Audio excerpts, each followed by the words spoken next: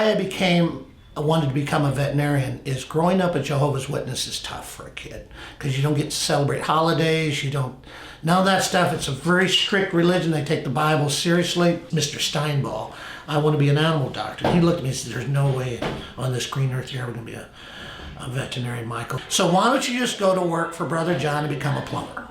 So that was their solution. So I go back home to my mom at 15 years of age, almost to be turned 16. I said, Mom, I don't think there's a God in heaven to keep a little boy from wanting to help animals.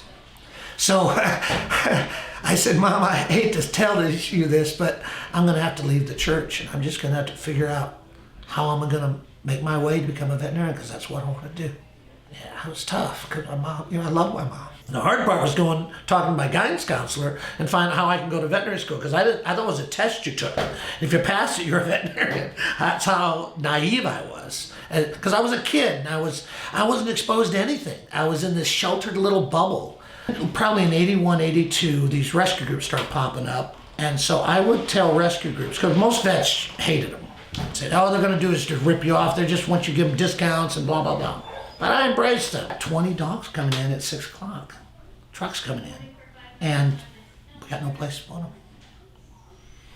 And I said, well, I can only do it on the two conditions.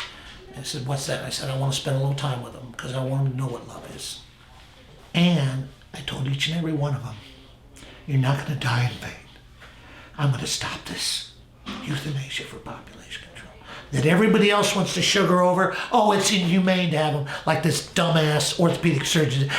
There are things worse than death. I said, name one. You pull all these dogs in cages. Hey, how is it here? You're getting fed twice a day. You're going out for walks 2 or 3 times a day, or do you want to die? What are your options? Oh, I'll stay right here. I'm fine. I almost gave up.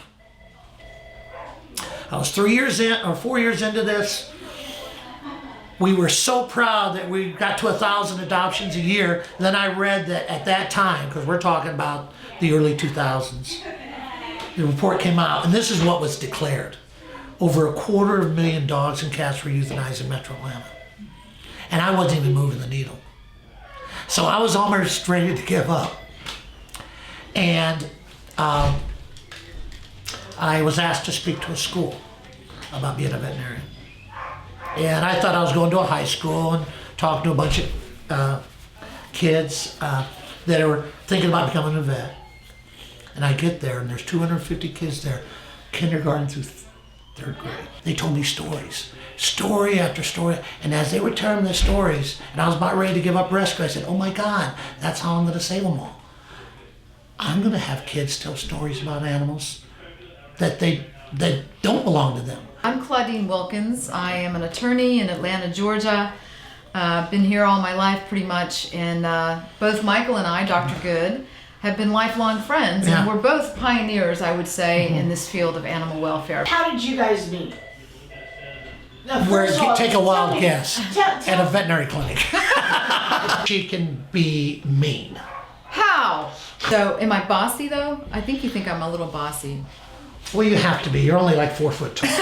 It's not just animals that he helps. So when I'm at the Capitol trying to get a law that has been drafted, I've drafted laws that we've been trying to get passed.